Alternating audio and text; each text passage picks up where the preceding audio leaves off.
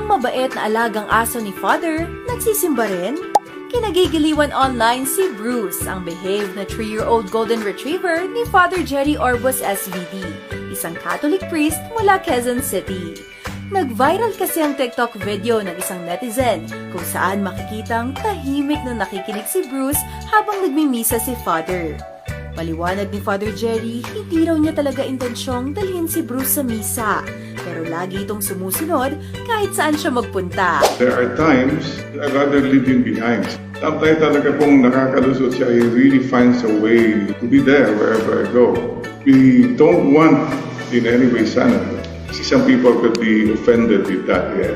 Ayaw nila, siyempre. So I respect that. He just really wants to be wherever I am. But that's the faithfulness of the dog.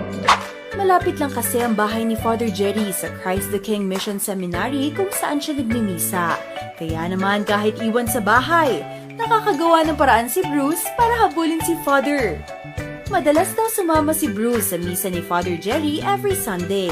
Pero ngayon, napagdesisyonan niya na wag nang dalhin si Bruce sa public mass. He's behaved, but typical of dogs, they go around it.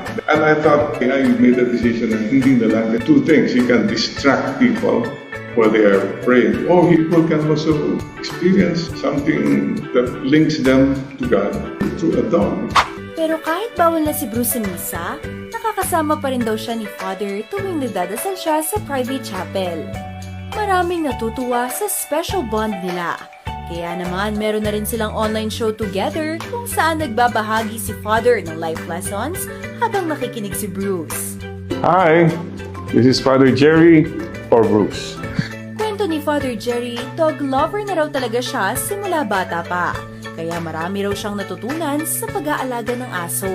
What I realize is I love my dogs, but they love me more than I love them.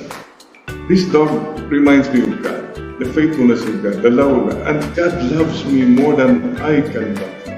I learn a lot. Number one, the dog brings out the best in us. Any pet, there's always that love in our hearts.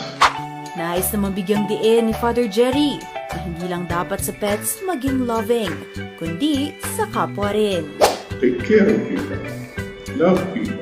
Some of us are so sweet talking to our dogs.